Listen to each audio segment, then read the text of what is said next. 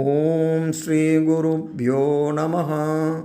இன்றைய இறைய முதத்திலே நாம் பார்க்க இருக்கும் ஸ்தோத்திரம் ஹாலாஸ்ய மகாத்மியத்திலே மதுரையம்பதியில் வீற்றிருக்கும் மீனாட்சி சுந்தரேஸ்வரர் மீது வருண பகவானால் அருளி செய்யப்பட்ட மீனாட்சி சுந்தரேஸ்வர ஸ்தோத்திரத்தின் 7வது ஸ்லோகத்தை பார்க்க இருக்கிறோம்.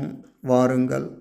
கங்காதராய கருடத்வஜ வந்திதாய கண்டஸ்புரத் புஜகமண்டல மண்டிதாய கந்தர்வ கிண்ணர சுகீத குணாத்மகாய ஹாலாஸ்ய மத்ய நிலையாய நம சிவாய.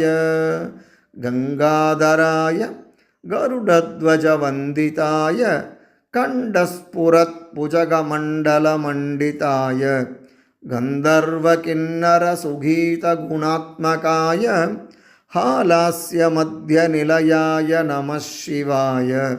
கங்காதராய கருடத்வஜ வந்திதாய கண்டஸ்புரத் புஜகமண்டல மண்டிதாய கந்தர்வ கிண்ணர சுகீத குணாத்மகாய ஹாலாஸ்ய மத்ய நிலையாய நம சிவாய.